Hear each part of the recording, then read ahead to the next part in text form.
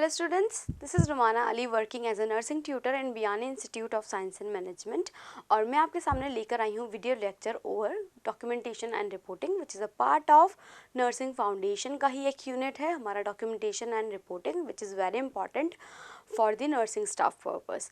अभी आपको जैसा कि आपको पता है हम हमारे वीडियो लेक्चर्स के थ्रू पूरा नर्सिंग फाउंडेशन के जो भी यूनिट्स हैं उनको आपके सामने प्रेजेंट कर रहे हैं। आई होप आपने प्रीवियसली सारे वीडियोस को देखा होगा।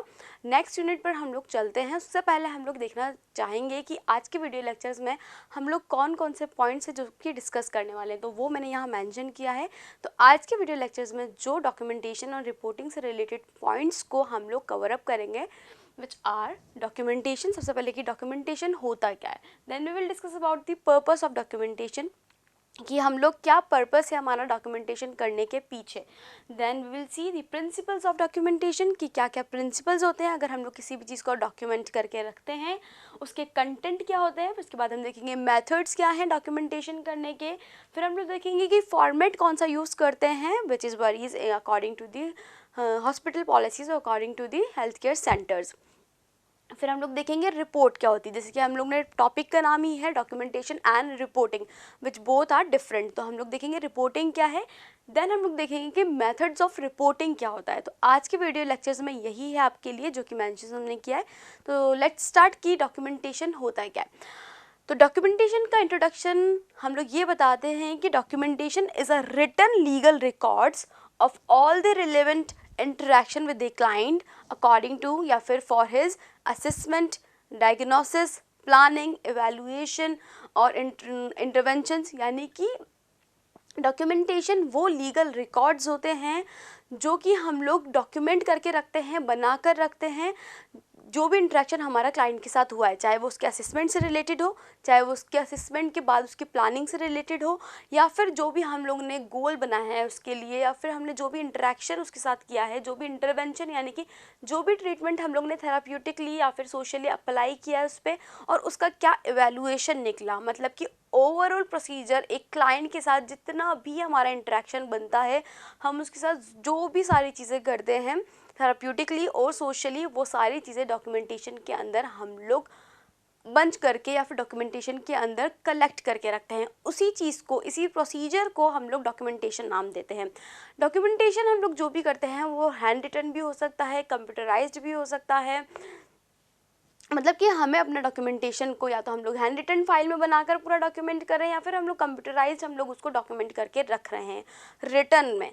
ठीक है, तो सिंपल सी बात है, आपको जो समझ आया होगा व्हाट इज़ डॉक्यूमेंटेशन। डॉक्यूमेंटेशन हमारा क्लाइंट के साथ जितना भी इंटरेक्शन होता है, हम क्लाइंट के साथ जिस भी तरह से इंटरेक्ट करते हैं, उसके असेसमेंट से लेकर उसकी प्लानिंग तक, या फिर हम ये कहें कि क्लाइंट हमारे हेल्थ केयर सेंटर में आया, हमारे हॉस्पिटल में आया, हमारे क्लिनिक के अंदर आया या हमारे वार्ड के अंदर आया, तो एज अ नर्स मेरा उस क्लाइंट का के साथ जो भी इंट्रोडक्टरी फेज से लेकर टर्मिनेशन फेज तक, ठीक है, एनपीआर में जो भी मैंने प्रोसीजर किया, जो भी उसके साथ प्लानिंग की, जो भी इंटरवेंशंस अप्लाई किए, उन सभी चीज़ों को मैं डेट, टाइम और डे के साथ नोट डाउन करूँगी। नोट डाउन करने को ही हम लोग ने प्रोसीजर को नाम दिया है documentation which is a official word. इसके बाद हम लोग देखते हैं कि पर्पस क्या होता है कि एक पर्सन या फिर एक नर्स जो होगी अपने क्लाइंट के सभी डेटा को डॉक्यूमेंट करके रखें। व्हाट इज़ द रीज़न और what are the purpose behind the documentation. तो यहाँ पर हमने 10 जो इम्पॉर्टेंट पॉइंट्स हैं उनको यहाँ मेंशन किया है कि डॉक्यूमेंटेशन के लिए हमारा पर्पस क्या है, या फिर हम लोग क्यों चीज़ों को डॉक्यूमेंट करके रख लें, या फिर क्लाइंट के साथ जो भी इंटरेक्शन हमारा बन रहा है हम लोग क्यों उसको रिटर्न में, हैंड रिटन में या फिर कंप्यूटराइज्ड फॉर्म में अपने पास कलेक्ट करके रख रहे हैं। तो बेसिक सी बात है, सबसे पहली बात आई कम्युनिकेशन की। अब हाउ कैन वी अंडरस्टैंड कि कम्युनिकेशन कर के लिए या फिर कम्युनिकेशन प्रोसीजर को मेंटेन करने के लिए हमारा डॉक्यूमेंटेशन इंपॉर्टेंट है। कम्युनिकेशन यहाँ पे रिस्पॉन्सिबल है कम्युनिकेट करना, मतलब कि स्टाफ के साथ कम्युनिकेट करना। अगर कोई नर्स मॉर्निंग शिफ्ट की है और उसने जो भी प्रोसीजर अप्लाई किए क्लाइंट के साथ, जो भी काम किया, जो भी मेडिसिन दी, जो भी प्रोसीजर्स किए, वो उसने डॉक्यूमेंट करके रखे। अब जो नर्स इवनिंग शिफ्ट के लिए आएगी या फिर अगर शिफ्ट चेंज होती है, ड्यूटी उनकी चेंज होती है, तो नेक्स्ट नर्स के पास क्या सोर्स रहेगा कि उसको पता हो कि मॉर्निंग में क्लाइंट के साथ क्या क्या प्रोसीजर्स डन हुए हैं। तो उसके लिए उसको क्या करना पड़ेगा, एक हैंड रिटन या कंप्यूटराइज्ड जो भी डॉक्यूमेंटेशन है उसको देखना पड़ेगा, उससे पढ़ना पड़ेगा। तो दो नर्सेज के बीच में, यानी कि दो हेल्थ केयर प्रोवाइडर के बीच में, दो हेल्थ नर्सेज, स्टाफ नर्सेज के बीच में कम्युनिकेशन बनाया है। किसने बनाया है? डॉक्यूमेंटेशन ने। या फिर अगर मेरी कोई फाइल है, मेरे कोई क्लाइंट की फाइल है, मैंने उसके अंदर सब कुछ डॉक्यूमेंट करके रखा है कि मैंने उसको ये मेडिसिन दी, ये इंजेक्शंस दिए, ये उसके वाइटल साइन आ रहे हैं, ये मैंने प्रोसीजर, ये ड्रेनेज ट्यूब्स उसके साथ अटैच किए, सब चीज़ें मैंने टाइमली मेंटेन उसके अंदर करके रखी है। तो जो भी नेक्स्ट पर्सन है जो कि उस फाइल को पढ़ेगा, तो उसका इनडायरेक्ट वे में मेरे साथ कम्युनिकेशन हो गया है कि मैंने ये सब किया है, और देन मैंने उसको बताया कि ये सब मैंने क्लाइंट के साथ कंप्लीटली कर चुकी हूँ। तो दो नर्सेज के बीच में, यानी कि हेल्थ केयर प्रोवाइडर्स के बीच में कम्युनिकेशन बनाने के लिए हमें डॉक्यूमेंटेशन की बहुत नीड होती है, which is very important to communicate between a shifted nurse, ताकि उन्हें पता रहे कि प्रीवियसली क्या प्रोसीजर्स हुए हैं और आगे आने टाइम में क्या प्रोसीजर्स होने वाले हैं, या क्या प्रोसीजर्स अब मैं करने वाली हूँ जिन्हें मैं डॉक्यूमेंट करूँगी अकॉर्डिंग टू दी फिजिशियंस या फिजिशियंस ऑर्डर। ठीक है, आई होप आपको ये समझ आएगा कि कम्युनिकेशन का पर्पस क्यों इंपॉर्टेंट है हमारा डॉक्यूमेंटेशन के लिए, क्योंकि हमें कम्युनिकेट करके रखना है सारे हेल्थ केयर प्रोवाइडर्स के अंदर, पूरा हेल्थ केयर सिस्टम के अंदर। अब हम बात करते हैं नेक्स्ट पर्पस की, that is quality assurance. Quality assurance से मतलब ये है कि जो भी चीज़ें हमने डॉक्यूमेंट करके रखी हैं, तो हम लोग ने उन्हें क्यों लिखा है? क्योंकि हमने वो सब प्रोसीजर्स क्लाइंट के साथ किए थे। अब वो प्रोसीजर्स किए, मे बी अनफॉर्चुनेटली क्लाइंट को कोई भी प्रोसीजर इनफेक्टिव हुआ, मतलब कि उसको किसी तरह का कोई इवैल्यूएशन, जो हमारा गोल था, हमारा पर्पस था, वो नहीं अचीव कर पाए हम लोग। ठीक है, किसी भी तरह का पर्पस हो हमारा, मे बी क्लाइंट का जो पेन है वो रिलीव करना था, लेकिन हमारे जो भी हम लोग ने चीज़ की उसको डॉक्यूमेंट की लास्ट में, तो वो एक तरह से हमें हमारे गोल को अचीव नहीं करवा पाई। Now we will look on the documentation. हम लोग देखेंगे कि क्या कमी रह गई, या फिर हम लोग ने क्या काम किया था जिसके अंदर क्वालिटी की थोड़ी कमी या फिर क्वालिटी अश्योरेंस हमें मिल जाए। ठीक है, तो उस कंडीशन में हम लोग देख लेंगे कि किस क्वालिटी की या फिर किस हद तक की नीड एक क्लाइंट को ज़रूरत है, रिक्वायर्ड है, ताकि उसको पूरी तरह से हम लोग ट्रीट कर पाएँ, थेराप्यूटिकली इफेक्टिवनेस हम लोग दिखा पाएँ। तो डॉक्यूमेंटेशन होगा तो हमें क्वालिटी एश्योरेंस का पता चलेगा कि क्या क्वालिटी केयर हमने क्लाइंट को प्रोवाइड की थी। ओके, नेक्स्ट हम लोग बात करते हैं reimbursement. What is reimbursement? Reimbursement is repaying of the money. अगर कोई क्लाइंट है ऐसा है जिसको कंपनी की तरफ से कोई इंश्योरेंस मिला हुआ है, वो किसी भी तरह का इंश्योरेंस हो, हेल्थ इंश्योरेंस अगर उस क्लाइंट को मिला हुआ है, तो उस कंडीशन में जो भी उसका पूरा बिलिंग होगा, जो भी एक्सपेंडिचर्स उसके रिलेटेड टू उसकी हेल्थ आएंगे उस क्लाइंट की, तो उस पैसे को हम लोग रीइम्बर्स करेंगे, मतलब रीपे करेंगे अकॉर्डिंग टू द इंश्योरेंस। तो वो इंश्योरेंस का जो पैसा है वो हम लोग रीइम्बर्समेंट, या फिर वो पैसा हम लोग कब रिटर्न करेंगे, या फिर कंपनीज के थ्रू वो पैसा कब रिटर्न किया जाएगा, उनको रीइम्बर्स किया जाएगा, इंश्योरेंस दिया जाएगा, जब तक कि उसे ये ना पता हो कि पूरा प्रोसीजर या फिर पूरे उसके हेल्थ केयर सर्विसेज में कितना एक्सपेंडिचर आया है। और वो एक्सपेंडिचर हम लोग कैसे नोट डाउन करेंगे? वो एक्सपेंडिचर हम लोग कैलकुलेट करेंगे पूरे डेटा को लिख के, जिसको हम लोग को कह सकते हैं एक ऑडिट होगा, मतलब कि रिव्यू होगा सारे उसके चार्टिंग का, सारे उसके प्रोसीजर्स का, सारी मेडिसिन का, सारे बिलिंग का, जिसकी वजह से जिसके मेन पर्पस, जिसके लिए हम लोग क्या कर सकते हैं, उस चीज़ को रीइम्बर्स कर सकते हैं, रीपे कर सकते हैं। ठीक है, नेक्स्ट हम लोग बात करते हैं लीगल अकाउंटेबिलिटी की। लीगल अकाउंटेबिलिटी का मतलब ये है कि, ठीक है, तो सर मैं ये जो रीइम्बर्समेंट है इसका पॉइंट दोबारा से यहाँ से लेना, रीइम्बर्समेंट से। अब हम लोग नेक्स्ट पर्पस की बात करते हैं, that is reimbursement. Now what is reimbursement? Reimbursement का मतलब होता है रीपेइंग ऑफ द मनी, मतलब कि जो भी पैसा हमारा क्लाइंट का लगा है during the time of the treatment, या फिर जितना भी पैसा उसका पूरे ट्रीटमेंट के अंदर लगा है, जो भी उसके एक्सपेंडिचर्स आए हैं, वो according to the insurance companies उसको वापस रिटर्न बैक किए जाते हैं। अगर किसी कंपनीज के थ्रू अगर किसी क्लाइंट को इंश्योरेंस मिला हुआ है, तो उस कंडीशन में हम लोग जो भी पैसा उसका लगा है वो हम लोग रीपे करेंगे, यानी रीइम्बर्समेंट उसी को कहते हैं। तो रीइम्बर्समेंट हम लोग किस कंडीशन में करेंगे, हमें कैसे पता चलेगा कि क्लाइंट के एक्सपेंडिचर्स कितने हुए हैं? जब हम पूरा डॉक्यूमेंटेशन को ऑडिट करेंगे, मतलब कि रिव्यू करेंगे। तो एक क्लाइंट के डॉक्यूमेंटेशन को ऑडिट हम लोग तभी कर पाएंगे जब वो मेंटेन्ड होगा, ऑब्वियसली डॉक्यूमेंटेटेड होगा। तो हम लोग उसको पूरा रिव्यू करके देन वी विल सी कि कितना एक्सपेंडिचर्स आए हैं, कितना बिलिंग बैठा है। Now we can repay the money और we can ensure the client according to his expenditure. तो यहाँ पे हमारा रीइम्बर्समेंट का पर्पस कंप्लीट हुआ कि हम लोग रीइम्बर्समेंट करने के लिए, पैसा को दोबारा रिटर्न करने के लिए डॉक्यूमेंटेशन कर रहे हैं ताकि क्लाइंट का पूरा ऑडिट रिव्यू हो जाए। Now let's see the next purpose, that is legal accountability. Now what is legal accountability, या फिर लीगल अकाउंटेबिलिटी के लिए हम लोग का डॉक्यूमेंटेशन करना क्यों ज़रूरी है?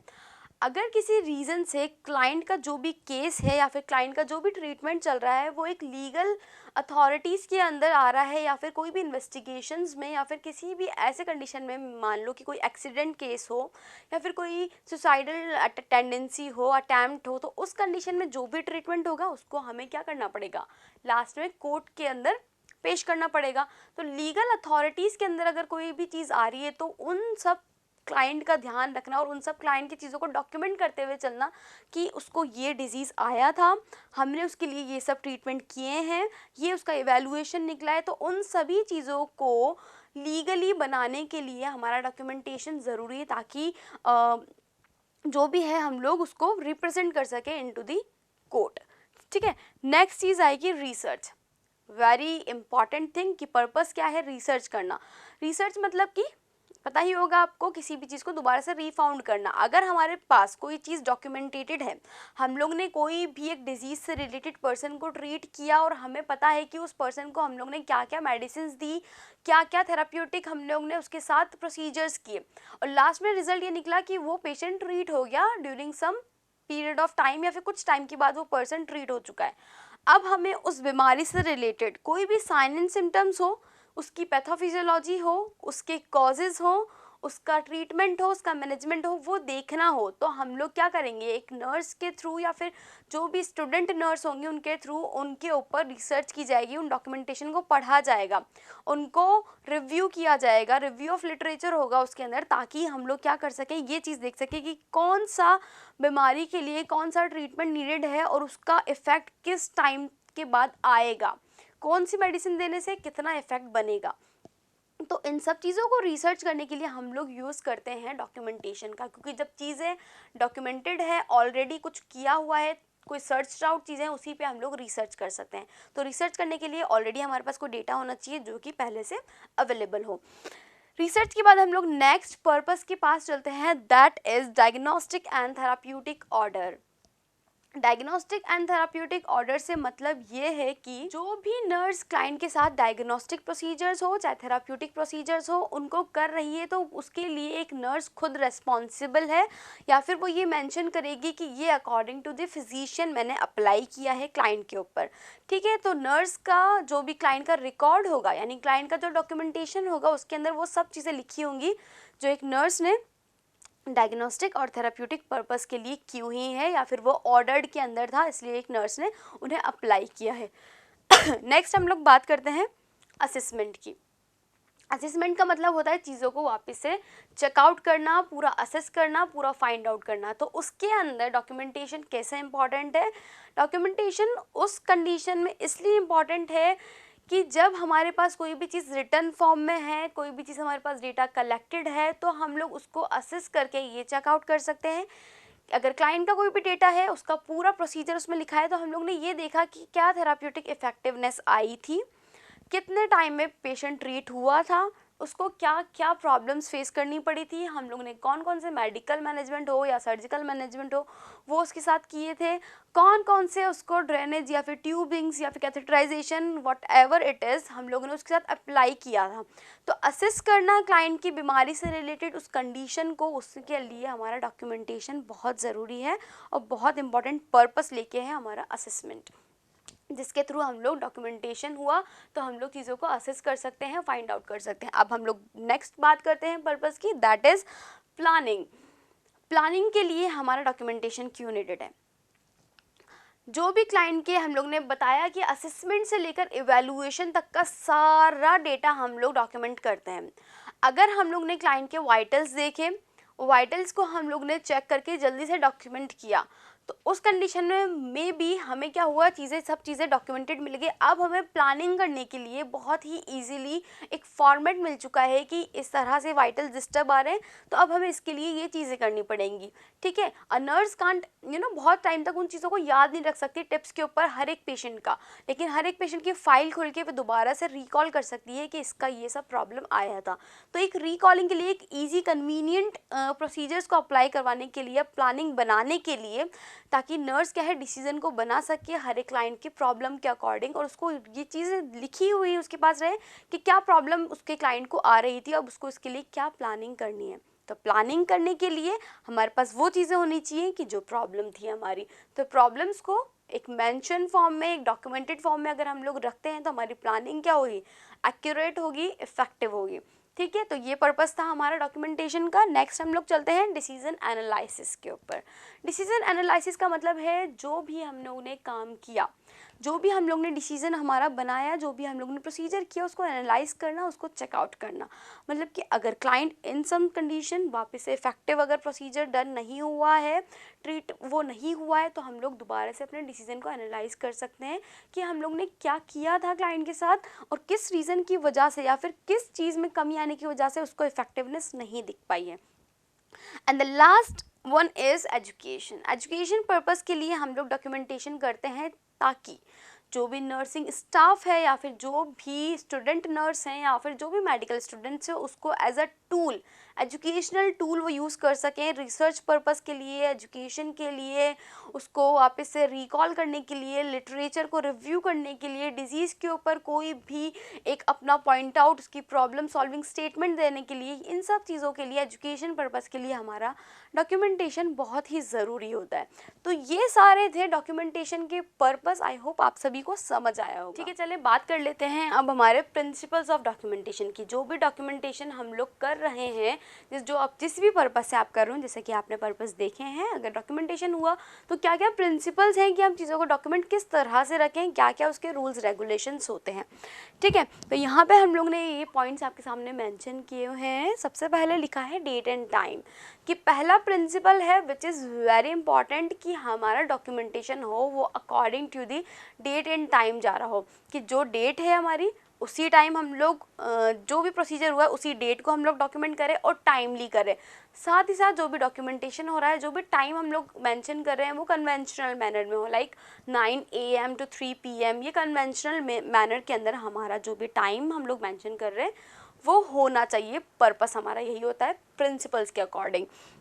तो सिंपल सी बात है, पहला प्रिंसिपल आपको समझ आया होगा कि जो भी डॉक्यूमेंटेशन हम लोग एक क्लाइंट का कर रहे हैं हमारे फाइल में, चाहे वो हैंड रिटन हो, चाहे वो कंप्यूटराइज्ड हो, उसको हम लोग डेट के अकॉर्डिंग, टाइम के अकॉर्डिंग मेंशन कर रहे हो। जिस टाइम पर प्रोसीजर को हम लोग ने किया है उसी टाइम पर, और जिस डेट पे हम लोग ने प्रोसीजर किए हैं उसी डेट पे हम लोग करें। यानी कि हम कह सकते हैं कि जो भी प्रोसीजर हम लोग करते हैं क्लाइंट के साथ, वो जस्ट आफ्टर द प्रोसीजर हम लोग उसे रिटर्न कर दें, कंप्यूटराइज्ड कर दें, प्रिंट उसका कर दें।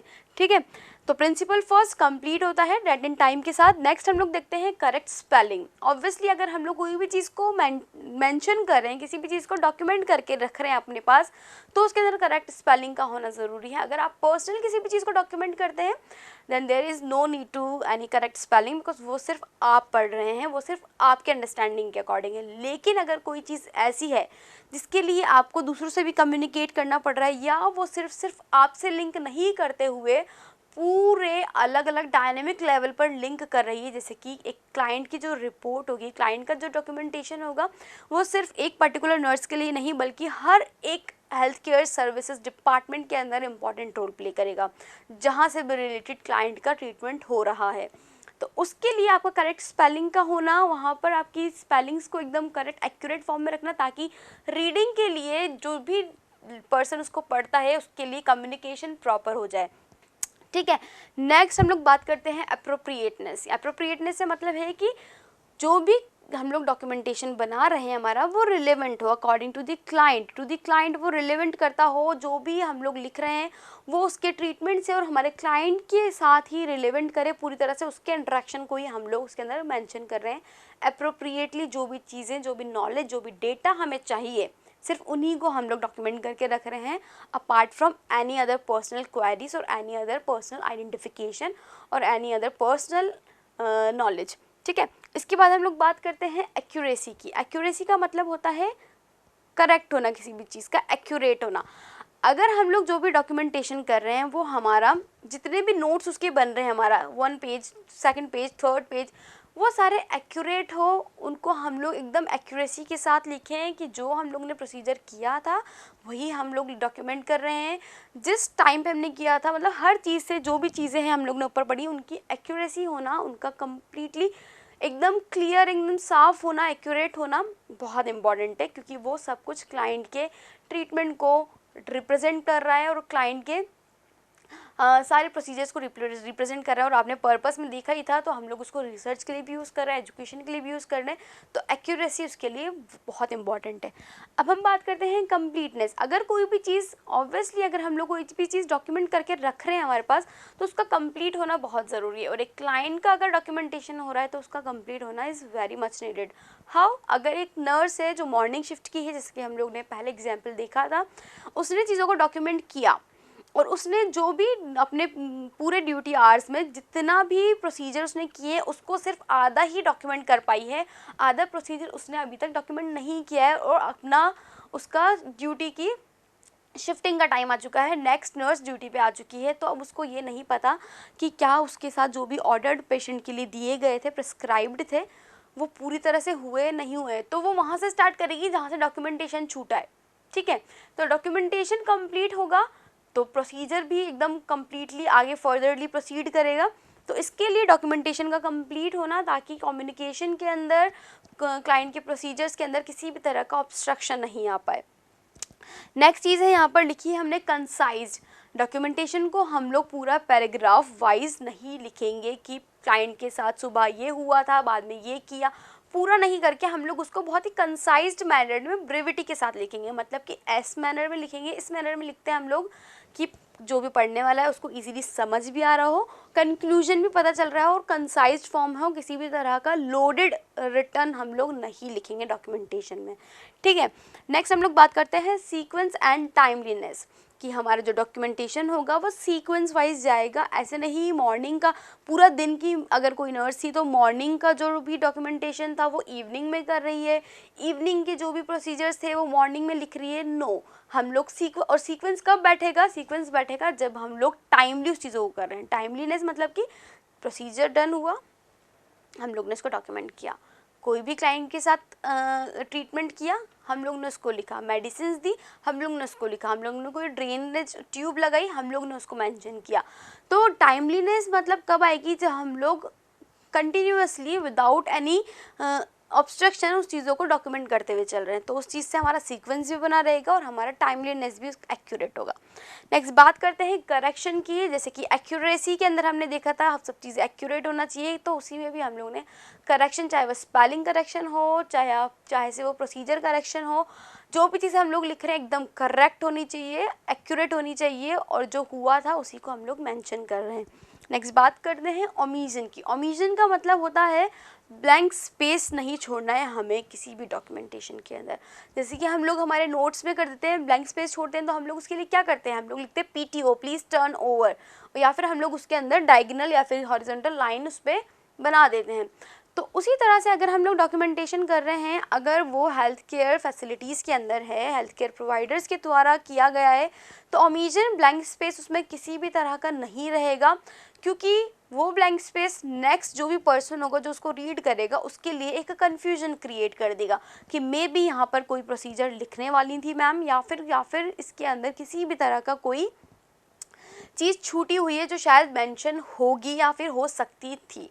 तो ब्लैंक स्पेस को कम्युनिकेशन के अंदर जो भी बैरियर आएंगे उसको रोकने के लिए हम लोग क्या करेंगे? कन्फ्यूजन को क्रिएट नहीं होने के लिए हम लोग ओमिशन यानी ब्लैंक स्पेस को नहीं रखेंगे। अगर हुआ तो उसके अंदर हम लोग डायगोनल स्पेसिंग देंगे।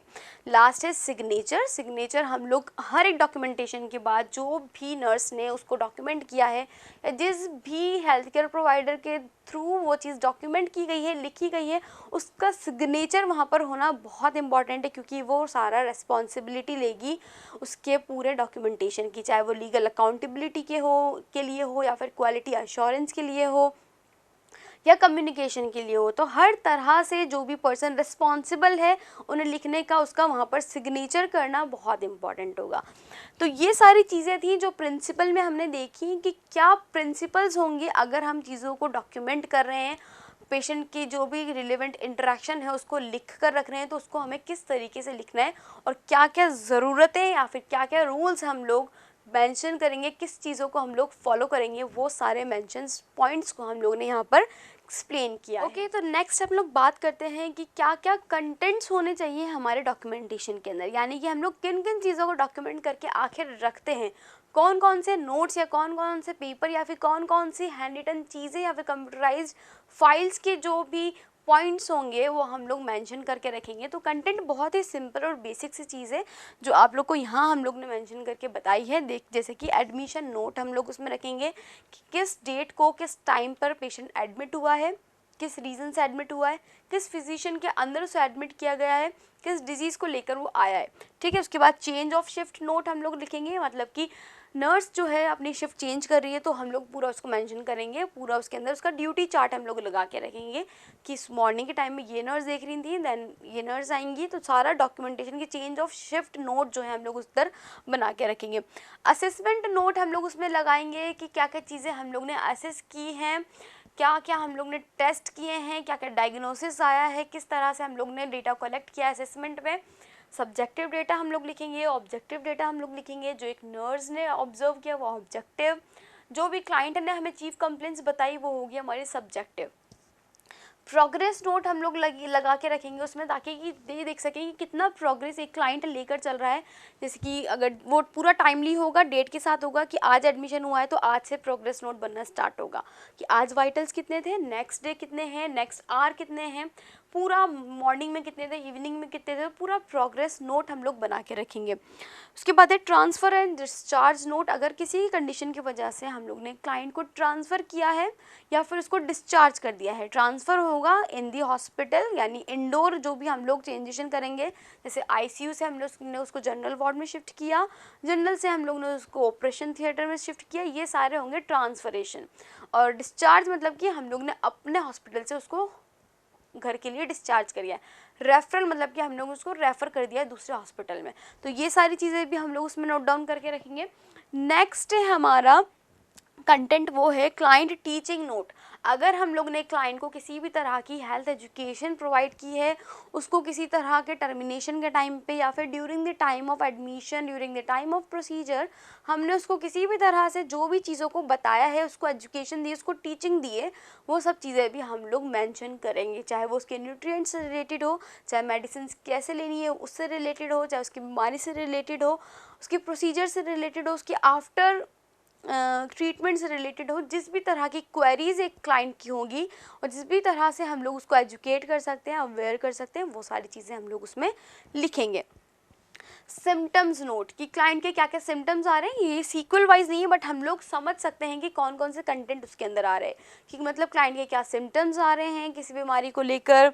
उसके बाद है dressing tubes and attach devices, मतलब कि हम लोग ने कौन कौन से ड्रेसिंग ट्यूब्स का, यानी कि कैथेटराइजेशन हम लोग ने किया है, कोई यूरिनरी बैग हमने लगाया है, कोई हम लोग ने आईवी फ्लूइड के लिए कोई ट्यूबिंग अटैच की है या फिर कोई ड्रेसिंग क्लाइंट के लिए। तो ये सारी जो भी इक्विपमेंट हैं जिनको हम लोग एज अ ड्रेनेज या फिर as a tubing, as a dressing हम लोग अटैच कर रहे हैं, उन सब चीज़ों को भी हम लोग उसमें मेंशन करके रखेंगे। नेक्स्ट जो कंटेंट है वो हमारा है मेडिसिन एंड ट्रीटमेंट नोट। हम लोग अपने डॉक्यूमेंटेशन में मेडिसिन क्या दिए हैं हमने क्लाइंट को, क्या ट्रीटमेंट उसका चल रहा है और किसके अंडर चल रहा है, वो चीज़ें भी हम लोग डॉक्यूमेंट करके उसमें रखेंगे।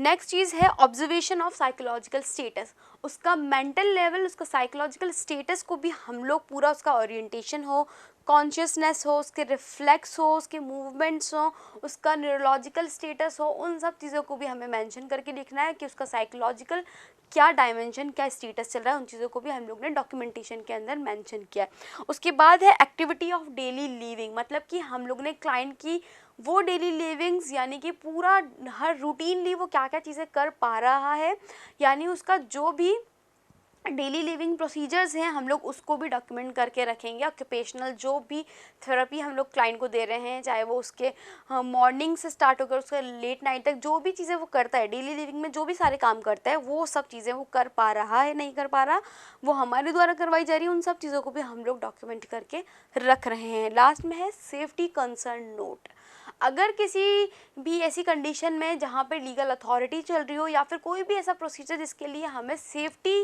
कंसर्न साइन करवाना पड़ेगा उसके रिलेटिव से या उसके फैमिली मेम्बर्स से, तो वो नोट भी हम लोग वहाँ पर लिखेंगे ताकि हम लोग कोई भी सर्जरी, कोई भी ऑपरेशन, कोई भी प्रोसीजर करने से पहले हम उसके साइन जो हैं उसके रिलेटिव्स के, उसके गार्जियंस के, वो करवा सके, ताकि हम लोग इस चीज़ से पूरी तरह से अथॉराइज्ड रहे कि हमें इस चीज़ की अथॉरिटी इसके फैमिली के द्वारा दी गई है कि हम लोगों ने ये सारे प्रोसीजर्स किए हैं। तो कंसर्न नोट अभी हम लोग इसके अंदर हम लोग पूरा उसको साइन करवा के रखेंगे। तो ये सारी चीज़ें हैं हमारे कंटेंट ऑफ दी डॉक्यूमेंटेशन जो कि आती हैं कि हम लोग डॉक्यूमेंटेशन में सारी क्या क्या चीज़ें रखते हैं। साथ ही साथ हम लोग ये भी यहाँ पे मेंशन करना चाहते हैं कि डॉक्यूमेंटेशन के जो भी अभी हम लोग ने जो भी पॉइंट्स पढ़े कि क्या क्या कंटेंट होते हैं, ये ज़रूरी नहीं है कि हर एक हॉस्पिटल में, हर एक हेल्थ केयर सेंटर में सेम हो। डॉक्यूमेंटेशन का तरीका, डॉक्यूमेंटेशन के फॉर्मेट्स, डॉक्यूमेंटेशन के कंटेंट हर एक हेल्थ केयर फैसिलिटीज़ के अंदर अलग होंगे अकॉर्डिंग टू देयर पॉलिसीज़। ठीक है, तो ये वेरीज होंगे according to their health care policies. तो उसके लिए हम लोग इसको अलग अलग भी देख सकते हैं या फिर अलग पॉइंट्स भी, या तो इसमें कुछ अलग ऐड हो जाएंगे या फिर कुछ इसमें से एब्सेंट हो जाएंगे। तो ये ओवरऑल जो भी चीज़ें हम लोग हेल्थ केयर फैसिलिटीज़ के अंदर डॉक्यूमेंट करके रखते हैं वो ये सब थी। Now let's move to the next point और highlight, that is method of documentation. उससे पहले हम लोग एक बार ये देख लेते हैं कि इस वीडियो लेक्चर में अभी तक हमने हाल फिलहाल कितने पॉइंट्स को कवर अप कर लिया है। हम लोग ने यहाँ देख लिया है डॉक्यूमेंटेशन क्या होता है, हम लोग ने उसके पर्पस चेकआउट कर लिए हैं, उसके बाद उसके प्रिंसिपल्स हम लोग ने देख लिए हैं, कंटेंट हम लोग ने पूरे रिव्यू कर लिए हैं कि कौन कौन से कंटेंट हम लोग यूज़ कर रहे हैं, कौन कौन से कंटेंट मैंशनड होते हैं उसके अंदर। उसके बाद अब हम चल रहे हैं हमारे मेथड्स के ऊपर कि किस किस मेथड का यूज़ करके हम लोग डॉक्यूमेंटेशन को कंप्लीट करते हैं। तो सबसे पहले हम लोग देखते हैं यहाँ पर दो तरह के मेथड्स हमने लिखे हैं डॉक्यूमेंटेशन करने के, that is first one is source oriented documentation, the second one is problem oriented medical documentation. सबसे पहले बात करते हैं सोर्स ओरिएंटेड डॉक्यूमेंटेशन के। सोर्स ओरिएंटेड डॉक्यूमेंटेशन से मतलब है कि वो डॉक्यूमेंटेशन या फिर वो डेटा जो हमें अकॉर्डिंग टू द सोर्स मिल रहा हो। अकॉर्डिंग टू द सोर्स कैसे, जैसे कि पूरा एक हेल्थ केयर फैसिलिटी है, वहाँ पर बहुत सारे डिपार्टमेंट्स हैं, एक्सरे वाले हैं, लेबोरेटरी है, स्पेसिमेन कलेक्शंस के लिए हैं, या फिर यूएसजी का डिपार्टमेंट है, सिटी स्कैन डिपार्टमेंट है, सारे बहुत अलग अलग तरह के डिपार्टमेंट है। ठीक है, तो उन सभी डिपार्टमेंट से अगर हमें किसी क्लाइंट के रिलेवेंट जो भी डॉक्यूमेंटेशन है वो मिल रहे हैं, तो उस तरह के डॉक्यूमेंटेशन को हम लोग ने गैदर करके एक डॉक्यूमेंटेशन बनाया, तो उसे हम लोग बोलेंगे सोर्स ओरिएंटेड, क्योंकि जो भी डॉक्यूमेंटेशन हमें मिला है वो अकॉर्डिंग टू दिस सोर्स मिला है। इसके अंदर एक हेल्थ केयर फैसिलिटी में एक क्लाइंट का जिस भी डिपार्टमेंट से, जिस भी हेल्थ केयर डिपार्टमेंट से लिंक हुआ है, वहाँ से उसके जो भी इंफॉर्मेशन हमें मिल रही हैं, उन सब चीज़ों को हम लोग ने कलेक्ट करके रखी into the source oriented documentation में। ठीक है, तो यहाँ आप समझ चुके हैं सोर्स ओरिएंटेड डॉक्यूमेंटेशन किसे बोलते हैं, जहाँ पे हर एक डिपार्टमेंट के थ्रू पूरे हेल्थ केयर फैसिलिटीज़ के हर एक डिपार्टमेंट में से हमें इंफॉर्मेशन या फिर डॉक्यूमेंटेशन मिल रहा है। तो एक नर्स क्या करेगी, जो भी क्लाइंट का अलग अलग हेल्थ केयर डिपार्टमेंट में काम पड़ा है या फिर जिसका जिस भी डिपार्टमेंट से लिंक हुआ है, वहाँ के डिपार्टमेंट से सारा डॉक्यूमेंटेशन कलेक्ट करेगी। लेबोरेटरी वाले ने अगर कोई भी स्पेसिमेन ब्लड का सैंपल दिया है, वहाँ पे जितना भी सीबीसी जो आया है उसका, जो भी उसकी ब्लड कलेक्शन एग्जामिनेशन हुआ है उसका डॉक्यूमेंटेशन तो वो डॉक्यूमेंटेशन कौन सा हुआ, सोर्स ओरिएंटेड, और उसका सोर्स क्या हुआ, लेबोरेटरी डिपार्टमेंट, और उसके लिए रिस्पॉन्सिबल कौन हुए, सारे लेबोरेटरी वाले पर्सन्स। उसके बाद जैसे कि हम लोगों ने अलग अलग डिपार्टमेंट से जिस भी सोर्स से हम लोगों ने डेटा को कलेक्ट किया, that is we called source oriented documentation. अब हम लोग बात करते हैं नेक्स्ट मेथड की, that is problem oriented documentation या फिर मेडिकल डॉक्यूमेंटेशन। इसके अंदर हम लोग ये देखते हैं कि क्लाइंट की एक्चुअल प्रॉब्लम क्या है, मतलब कि सिग्निफिकेंट प्रॉब्लम को हम लोग जो भी मिली है उसके अकॉर्डिंग डेटा को डॉक्यूमेंट कर रहे हैं। मतलब कि हमारा जो भी डिज़ाइंड हुआ है डॉक्यूमेंट वो according to the client problem हुआ है, हमारा पूरा फोकस क्लाइंट की प्रॉब्लम के ऊपर था, जो भी उसकी चीफ कंप्लेंट थी, जो भी हम लोग ने असेस किया, जो हमारा सब्जेक्टिव डेटा हुआ, जो हमारा ऑब्जेक्टिव डेटा हुआ, जो इंटरवेंशंस हुए हैं, जो इवैल्यूएशंस आई हैं, जो इफेक्टिवनेस हमने देखी है, तो अकॉर्डिंग टू दी प्रॉब्लम अगर हम लोग ने डॉक्यूमेंटेशन को डिज़ाइन किया है, बनाया है, यानी कि जो भी उसका डेटाबेस हुआ, जो भी इनिशियल प्लानिंग उसके लिए हुई, जो भी प्रोग्रेस नोट हम लोग ने उससे मिला है, वो सब चीज़ें आएंगी हमारी प्रॉब्लम ओरिएंटेड डॉक्यूमेंटेशन के अंदर।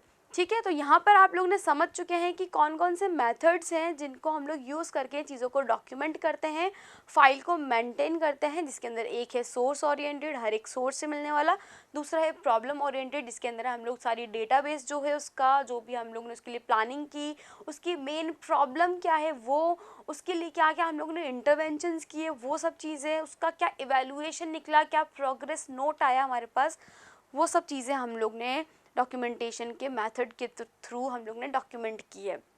तो यहाँ हमारे दोनों डॉक्यूमेंटेशन के जो भी मेथड्स हैं वो हमने कवर अप किए हैं। तो मतलब हमारा नेक्स्ट पॉइंट जो था मेथड्स ऑफ डॉक्यूमेंटेशन वो भी हमारा कंप्लीट हो चुका है। ओके, अब हम बात कर रहे हैं हमारे फॉर्मेट ऑफ डॉक्यूमेंटेशन की, मतलब कि जो भी हम लोग डॉक्यूमेंटेशन को बना के रख रहे हैं, डॉक्यूमेंटेशन मेंशन कर रहे हैं हमारे डॉक्यूमेंटेड फाइल के अंदर, उसका फॉर्मेट क्या होगा। ये फॉर्मेट भी according to the health care policies या according to health care facilities के अंदर वेरिएट कर सकता है, अलग अलग हो सकता है। यहाँ पर बहुत सारे मेथड्स या फिर फॉर्मेट्स के मेथड्स हैं जो हमने मेंशन किए। सबसे पहले लिखा है नरेटिव चार्टिंग, मतलब कि हम लोग ने डॉक्यूमेंटेशन को किस तरह से चार्टिंग की, उसकी नरेटिव का मीन्स है फ्री स्टाइल चार्टिंग हम लोग कर रहे हैं, मतलब कि जो भी इवेंट्स उसके क्लाइंट के साथ हम लोग ने किए हैं during the time of procedure, या फिर जब से वो एडमिट हुआ है या फिर जब तक वो डिस्चार्ज हो रहा है, जो भी हम लोग ने उसके साथ इवेंट्स उसके साथ हुए हैं, उन सभी चीज़ों को फ्री स्टाइल हम लोगों ने बट टाइमली और कंसाइज फॉर्म में हम लोग ने मैनर को, उसको पूरे मैनर में हम लोग ने उसको मेंशन किया है,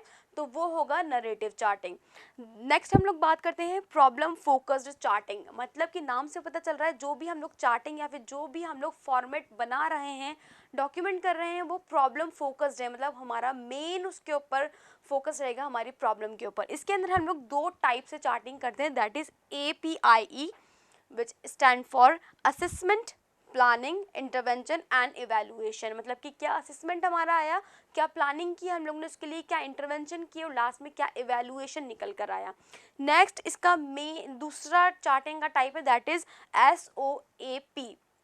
S represent the subjective data, O represent the objective data, A is assessment and the P is planning। तो इन सब चीज़ों का इन सब तरीकों से अगर इस फॉर्मेट का यूज़ करके हम लोग ने डॉक्यूमेंटेशन किया तो वो हमारा अंडर आएगा प्रॉब्लम फोकस्ड डॉक्यूमेंटेशन की, और उस चार्टिंग को हम लोग बोलेंगे प्रॉब्लम फोकस्ड चार्टिंग। नेक्स्ट बात करते हैं फोकस चार्टिंग। उसके अंदर हमारा फॉर्मेट जो होगा वो होगा डार एंड DAE। डार के अंदर हमारा है डेटा, एक्शन एंड रिस्पॉन्स। अगर इस तरह से हम लोग ने चार्टिंग की कि सबसे पहले हम लोग ने लिखा है जो भी डेटा कलेक्ट हुआ है, चाहे वो सब्जेक्टिव हो चाहे वो ऑब्जेक्टिव हो। A फॉर एक्शन मतलब कि अब उसके लिए हम लोग ने क्या इंटरवेंशन की है, और R फॉर रेस्पॉन्स मतलब क्या उसका रेस्पॉन्स यानी क्या उसका इवैल्यूएशन निकल कर आया है। DAE में भी same cheese, data, action and evaluation. Evaluation में हम लोग सारे एंड रिजल्ट को पूरा फाइंड आउट करेंगे, उसको चेकआउट करेंगे, कलेक्ट करके रखेंगे। तो ये दो टाइप से हम लोग ने फोकस चार्टिंग के थ्रू डॉक्यूमेंटेशन फॉर्मेट को बनाया है। Next one is care charting. Care charting के अंदर हम लोग ने क्लाइंट के साथ जो भी केयर या फिर जो भी सर्विसेज उसको प्रोवाइड की हैं, उन सब चीज़ों को हम लोग ने टाइमली और सीक्वेंस वाइज मेंशन किया है, वो हमारी होगी केयर चार्टिंग। उसके अंदर जो भी प्रोसीजर्स हम लोग ने क्लाइंट के साथ किए थे अकॉर्डिंग टू हिज नीड और अकॉर्डिंग टू हिज रिक्वायरमेंट्स, उन सब चीज़ों को हम लोग ने मेंशन किया है, डॉक्यूमेंट किया है, उस अकॉर्डिंग हम लोग ने फॉर्मेट बनाया है। Last one is case management charting. Case management charting के अंदर हम लोग मल्टी डिसिप्लिनरी अप्रोच को यूज़ करेंगे, मतलब कि पूरा वाइडली फॉर्म के अंदर हम लोग जो भी हम लोग ने उसका केस जो था, क्लाइंट का जो भी डिजीज़ था, उसको मल्टी डिसिप्लिनरी अप्रोच यूज़ करके हर तरह से सोर्स ओरिएंटेड जो भी हम लोग ने डेटा कलेक्ट किया, हम लोग ने प्रॉब्लम ओरिएंटेड जो भी डेटा कलेक्ट किया, उस अकॉर्डिंग सब चीज़ें हम लोग ने उसके अंदर मेंशन किए, एक पूरा कंप्लीट केस स्टडी किए हम लोग ने, उसको हम लोग बोलेंगे केस स्टडी चार्टिंग या फिर केस मैनेजमेंट चार्टिंग। ठीक है, आउटकम चार्टिंग भी हम लोग इसके अंदर डालते हैं फॉर्मेट के अंदर, जिसके अंदर जो भी आउटकम यानी जो भी रेस्पॉन्स या जो भी इफेक्टिवनेस दिख रहा है, चाहे वो क्लाइंट का हो चाहे वो ट्रीटमेंट का हो, उसको हम लोग मेंशन करते हैं अकॉर्डिंग टू दी फॉर्मेट। तो यहाँ हमारा नेक्स्ट जो पॉइंट था फॉर्मेट ऑफ द डॉक्यूमेंटेशन, वो कंप्लीट होता है। आई होप आपको ये चीज़ समझ आई होगी कि किस तरीके से हम लोग डॉक्यूमेंटेशन को फॉर्मेट कर सकते हैं। सो स्टूडेंट्स, यहाँ पर हमने जो भी मेंशन टॉपिक थे, जो इनको हम लोग डिस्कस करने वाले थे आज की वीडियो लेक्चर्स में, उनको आधों को कवर कर लिया है फॉर्मेट ऑफ डॉक्यूमेंटेशन तक। मतलब कि हम लोग ने जो डॉक्यूमेंटेशन का जो टॉपिक था रिपोर्टिंग एंड डॉक्यूमेंटेशन में से, उसके अंदर डॉक्यूमेंटेशन पार्ट को हम लोग ने पूरा कवर कर लिया है इस वीडियो लेक्चर्स के थ्रू। आई होप आपको ये वीडियो लेक्चर्स पसंद आया होगा। अगर ये पसंद आया आपको तो प्लीज़ इसे लाइक करें, इस पर कॉमेंट्स करें, इसको शेयर करें अपने सिबलिंग्स के साथ, अपने फ्रेंड सर्कल के साथ, और जो भी नर्सिंग फाउंडेशन से रिलेटेड जानकारी आप लोग लेना चाहते हैं फर्दर यूनिट्स की, और अगर आप लोगों ने प्रीवियसली वीडियोस नहीं देखे हैं तो प्लीज़ उस वीडियोस को जाके देखें और अपने नर्सिंग फाउंडेशन के सब्जेक्ट को और ज़्यादा ऑनलाइन मटेरियल के थ्रू स्ट्रॉन्ग बनाएं। Thank you.